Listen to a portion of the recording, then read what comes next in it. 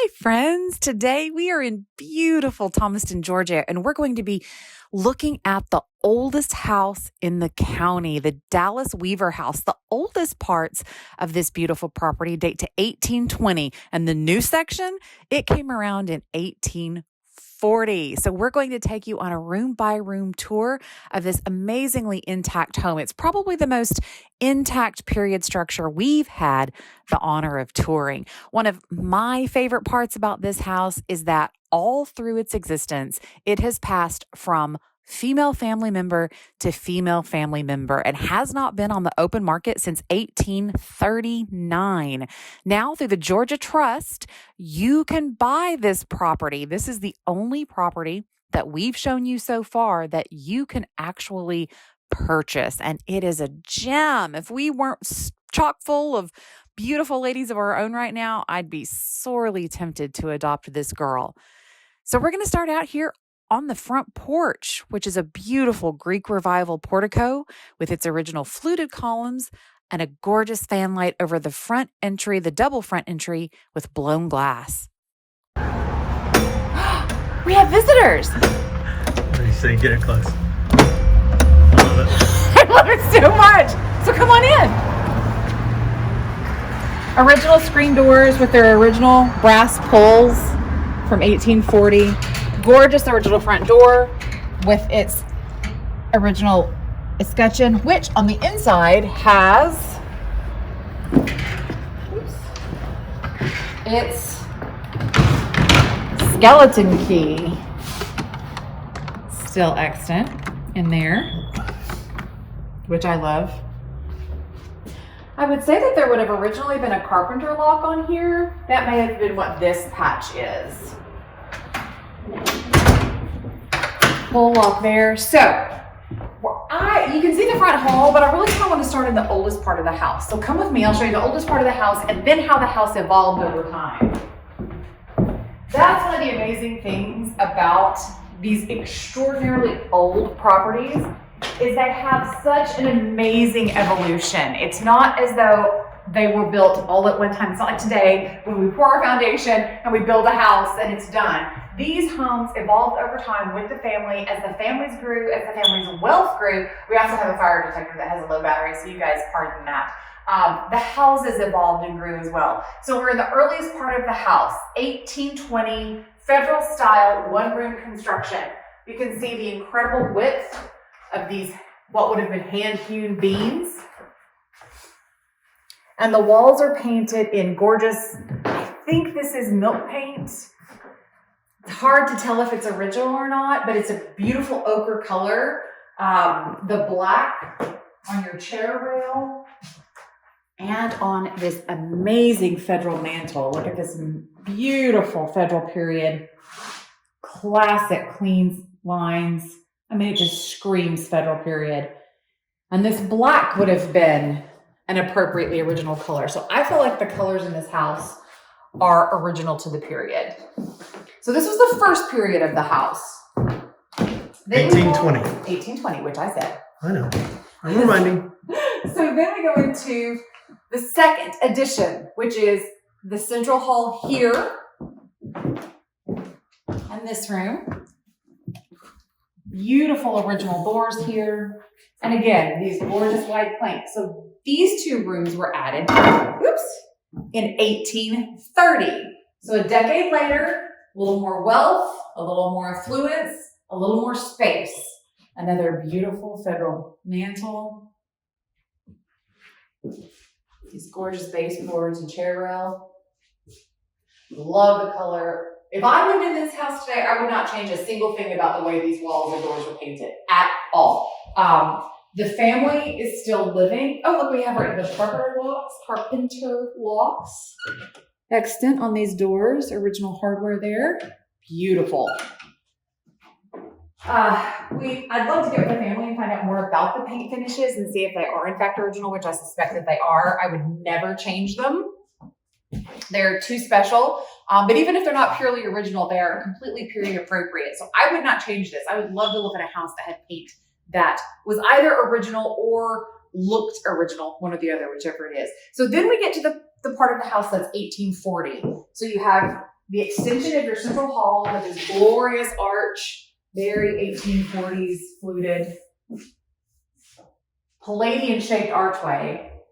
And then we get bishop's board. We get real fancy with our bishop's board, solid wood walls, wood ceilings, into what would have been the former parlor for the family. This mantle, slightly more ornate, so you can see us transitioning from the purely federal style in the front and the back and earliest rooms into this 1840s period where we're transitioning into Greek revival. So you see some of this ornamentation is just transitioning to Greek revival in style out of that clean, pure federal period. You have your original 9/9 windows with all the poured glass. This room also has these amazing cornices. These appear to be late Victorian to 1920s to me until I got there and actually looked at them. I can't tell you an exact age on them, but they are obviously not original to the period of the house, but I guarantee you they're original they were made for this home whenever they were made. They fit too beautifully over those windows. So this would be the front room as you enter the house. You have your gorgeous, again, English carpenter lock on this door with your skeleton key. Do you know that one of my life's goals is to have a house that has skeleton keys like this that still work the doors, and I'm going to carry them around on a big ring on my belt and be that lady? So that's amazing. There we go. It works.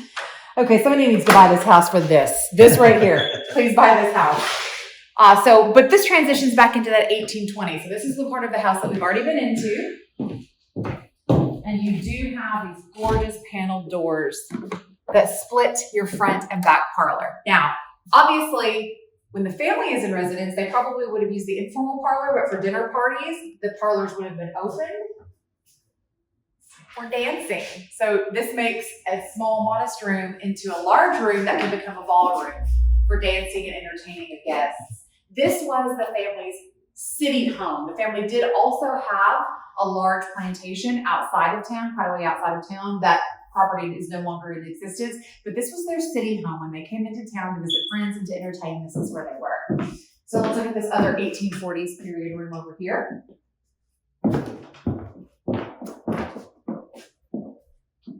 More than likely, this would have been the family's private parlor, but it does have a matching 1840s period mantle.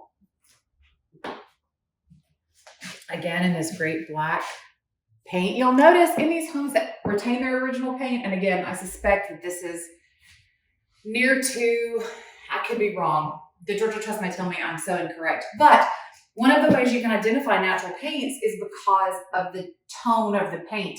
At this period, paints would have been milk-based paints, and they would have been colored with natural pigments, ochre, charcoal, oxblood. There's a reason oxblood paint's called oxblood in color, or sang de boeuf, whichever you want to go. But these colors, if not of the period, are completely correct for the period, and I love them. There are some added-in built-ins here, which I personally would remove. These obviously has been used as an office or a study. I would take those out. We do know that the home has all new wiring. The roof is only 13 years old now. It's a cedar shingle roof. So if you come to look at this house, you're going to look up at the roof and you're going to think, oh my gosh, it's an old roof. I've got to replace it. No, it's a cedar shingle roof. So it's meant to age. And so it looks aged, but it's in absolutely fantastic condition. It will need maintenance over the years, but it is period appropriate to this house. So I would love it and maintain it and keep it for years to come. Take a look at the back rooms quickly. So here we have a wonderful space with these 9/9 blown glass windows. Very early. When you get 9/9, you're getting super, super early. 1790 to 1830, maybe. We have another amazing English carpenter lock here with its skeleton key that exits to the backyard. Can you imagine the hands that have touched this knob? Can you even think? Can you even just imagine that? It's the brass is worn smooth by time, and how many other hands have made that same twist over 200 years of American history right there. So right now, the way their house... the bicentennial of this house. It is the bicentennial. The way the house is divided, it has two small kitchens on either side of this back porch area. This being the first. Great drain board sink, so that can be reused. To me, this space is enough space to make a great little modern kitchen. May not be enough for you, but you do have this enclosed porch. And you have this space with a bathroom. Space for a freezer. Back bedroom. So you have tons. This could be a mother-in-law's quarters if you want. Guest rooms, mother-in-law's quarters. Look at this. Oh my gosh. Goodness. I need to know where the key to this door is. Wow. Please let me play with this key. This is amazing. You have to remember, when this house was built, this was still the wilderness. Even though this was a city, and had been a city for about 20 years, I think Thomaston was founded in the late 1790s. This, right outside of town, was still the wilderness. So you still had wild animals, you still had indigenous peoples who were sometimes hostile to the European settlers that were here. So big locks, iron bolts, really important in 1820, 30 even.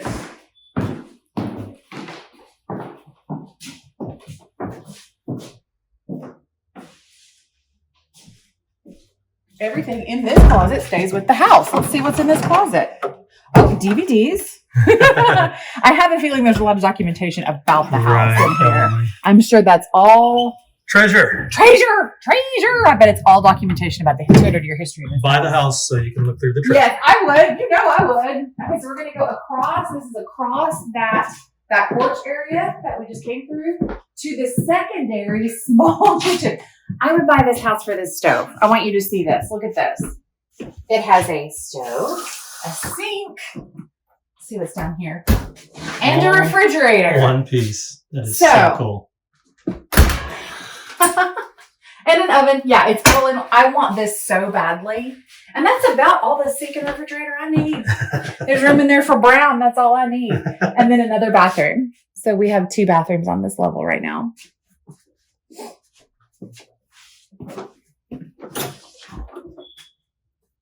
Back into the 1830 portion. So the house is a big circle. We just walked around the big circle. And now we'll go upstairs.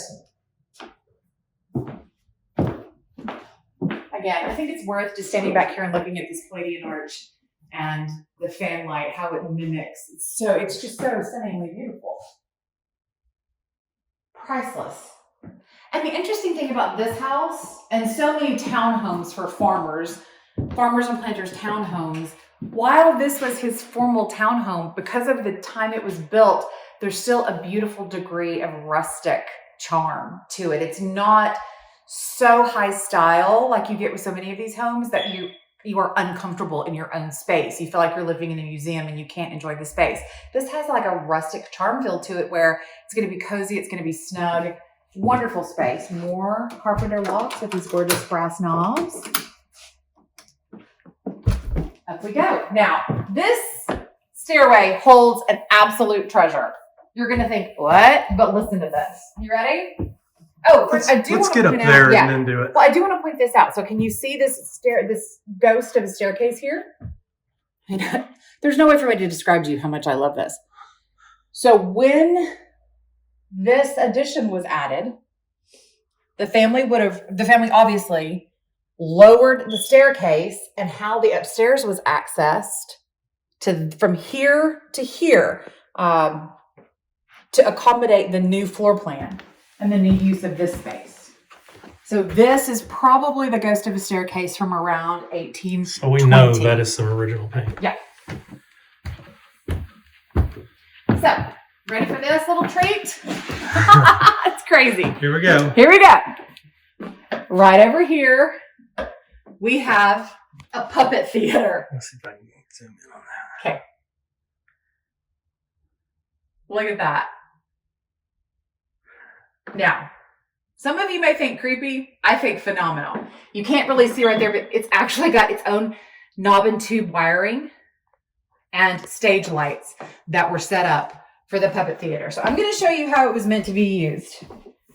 Imagine I'm 4 years old and it's the 1930s. There's no television, very little radio in places. The owner of this house set up this puppet theater for the children in the area to come, and they could sit on the seats like it was a theater, and she performed puppet shows for them. She became so famous with her puppet shows that she was invited to the White House to put on puppet shows for the Easter egg roll at the White House by Eleanor Roosevelt. So this is an incredible piece of American history living right here at the top of the staircase in the Dallas Weaver House in Thomaston, Georgia. It's crazy. Phenomenal. It's crazy. Up here you have 4 bedrooms and a bathroom. It's one of the reasons you buy these houses, for the stories. Yes, if you don't like the stories, please don't buy this house. You don't deserve this house if you don't like the stories. These are not enormous bedrooms, but they function beautifully. You've got gorgeous light with another original 9/9. All the rails and stiles on these are in fantastic condition. That's one thing I'm noticing on all these. The structure is in amazing condition. They look like they still function. I'm not gonna give that a tug, but they all look still like they still function.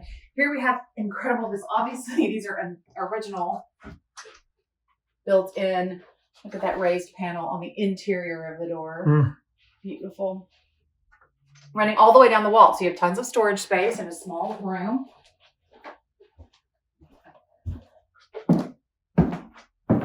Another room with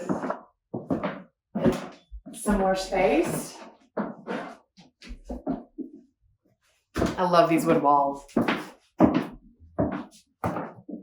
floors are in excellent condition. Here we have, again, obviously, space was originally meant to be a bedroom, has always been used as a bedroom. You have a very early, incredibly simple fireplace. So this is obviously private space, never meant to be seen by anyone but the family who lived here. Am I standing over the oldest part of the house right now? The oldest part of the house was on that side. Okay, so this probably is an 1830s edition, but would have been the room that would have been accessed by that stairway when it was there originally. Another room. Very large. This is over the oldest. Okay. Another very simple. No ornamentation. Original fireplace.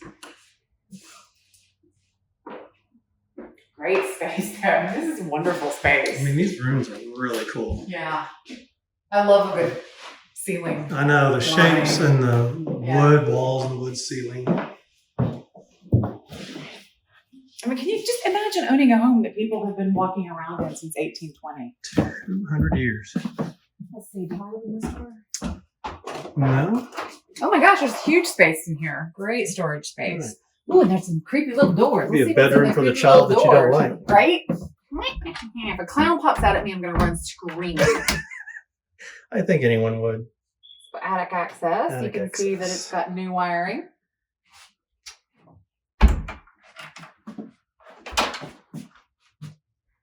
Storage, and shelving and everything. Yep. You guys know I'm going to open every door. I'm going to peek everywhere. And then the upstairs bathroom. I'll let you go in there and just kind of show that.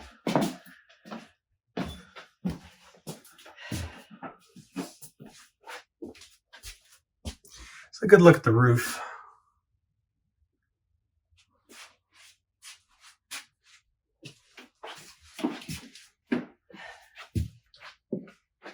So seriously, we're going to go outside and do a tour out there, but we'll do that in a separate video so you can see there are 2 guest cottages on the property as well. So you could already have this set up with 2 income-producing Airbnb properties. And there are extensions of UGA here in town, so there's going to be reasons for people to come in.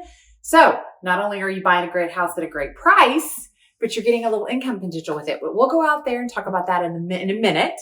But this has been the interior of the Dallas Weaver House here in Thomaston, Georgia, 1830 to 1840, completely intact.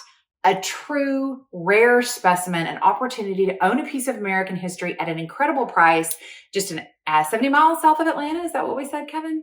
An hour and 5 minutes or 8 minutes. I don't know how many miles. 5 minutes away from Atlanta. So if you don't mind a little bit of a commute in, be a great opportunity to get out of the big city, have some land, have small town life, and really enjoy an amazing intact piece of American history. Now, I don't know about you, but I'm going to be sitting here Watching the puppet show. waiting for my puppet show. We'll see y'all in a minute.